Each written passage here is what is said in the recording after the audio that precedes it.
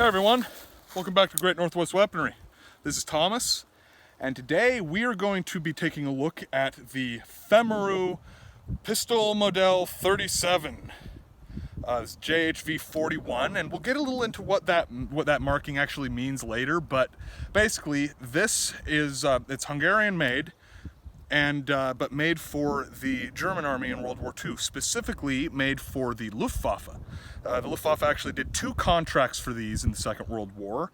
The first one in 1941 being for 50,000, and the second contract being for, I believe, 35,000. So, in essence, a grand total of about 85,000 of these exist with German markings on them. And again, we'll look close at the markings and get way into that because there's some really fine details about finding out how rare yours is based on what some of the different markings mean. And the legend, as marked on the side here, varies pretty wildly from... there's 5 different variants, and in each variant there's some critical differences. So we'll look at that, but some history on the gun. This is based on the Femaru Stop, a very strange early semi-automatic pistol design by Mr. Rudolf Femaru. This gun is based on that, but very dramatically modernized and updated. I wish we had a Femaru Stop to compare side by side, and maybe someday we will. But the gun was released developed about a year after Rudolf Femaru had actually died, so it is unlikely that he had very much, if any, to do with the development of the gun, and he did not live to see it completed in the least. But yeah, these are very interesting pistol. This is one of the rarest guns in my collection, and I actually bought this from, I've talked about the Warfront a few times. I bought this from the owner of the Warfront, Lawrence. Bought it from him personally. It was part of his collection, and it's a cool find. It's not something you see very often, if at all, because again, like I say, with about 85,000 being made for Germany, that's peanuts compared to what, like something like the CZ Model 27, where hundreds of thousands were made, or maybe millions. In the case of some other guns, these, you got less than 100,000 total made for Germany, and like something like a couple 100,000 made for Hungary. So the Hungarian variant is chambered in 380. The German variant is chambered in 32 ACP. So let's go ahead and stick this on the table, take a closer look. So here we go. I mentioned that we were going to go over this legend and what the differences are, and for this I am going to need to cheat and use my notes. So as you see, this one is labeled P mod period 37, comma, KAL period 762, or 765 rather, period, and then JHV 41, and you've got Waffenamps all over the place on this thing. It's very easy to see pretty much every marking. Most of these, when you find them, they're in very good condition. So this particular variant of the legend is the 4th variant. There are 5 variants total. 4 of those variants are JHV 41. So the first legend is going to say Femaru. I'm going to type this down here too, because it's very Hungarian words that I may be terribly mispronouncing, but it would say Femaru Fegyver S Gepgyar RT 37M, and I believe that would be it. I don't even think the JHV 41 code was added at this point. So that is identical in marking to the variant that the Hungarians themselves use. The only difference is that it is in 765 or 32 auto, and then the Hungarian one, as I'd mentioned before, is actually in 380. So second variant, the legend changes to Pistole M37, comma, Cal with a C 765. And then the JHV 41 code is added, and the Waffenamp proof mark.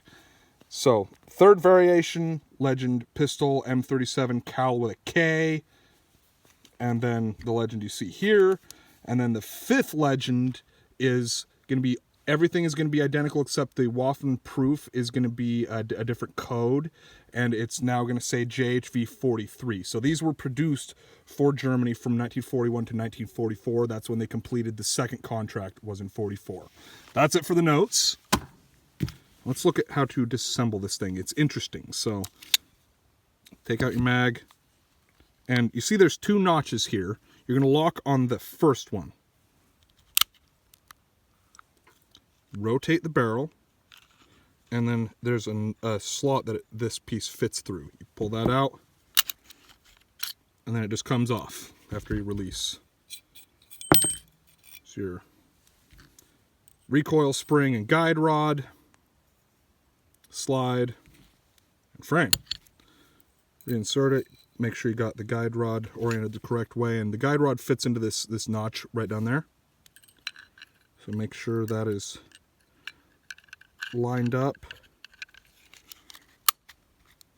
Back into that first notch. Boom. That's all she wrote. Very easy disassembly, very smart for the time. And I hadn't mentioned, this is got a grip safety, and the trigger will not fall if you are not depressing the grip safety. This also has a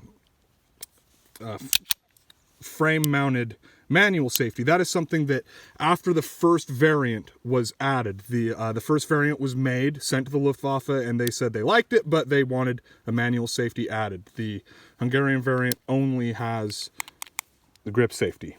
So those are your primary differences between the different variations in disassembly. Let's go ahead and shoot it some more.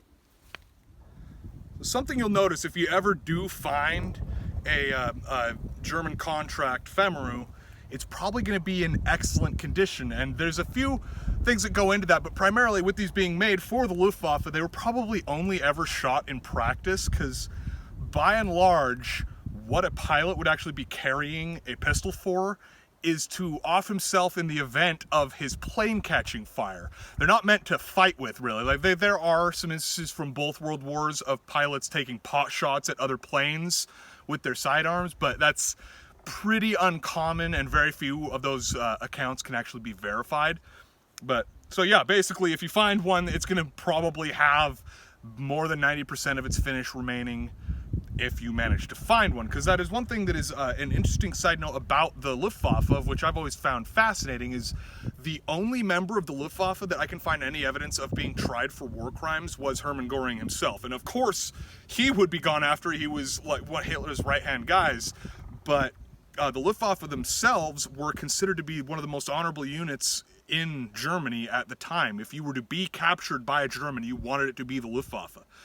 And as such, their weapons turn up in American custody far less than their counterparts in, say, the infantry or the armored cavalry, like tank operators and such, and SS and so on. And that's primarily who carried these, was the Luftwaffe.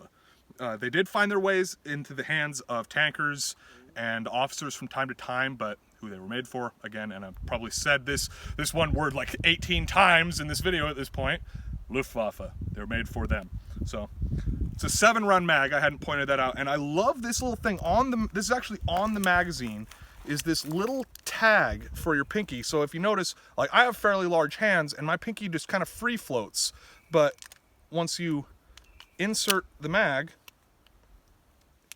almost perfect fit. It feels great. I love the serrated grips. It's just everything about it feels fantastic. It's your standard European style hook release. And while we're here, might ought to point out, this is definitely a mag made for Germany. It says P-Mod 37. It would not say P-Mod anywhere on it if it was made for the Hungarians. So let's go ahead and put another mag through this guy. And I'm going to go ahead and do this one one-handed the way they were trained to at the time.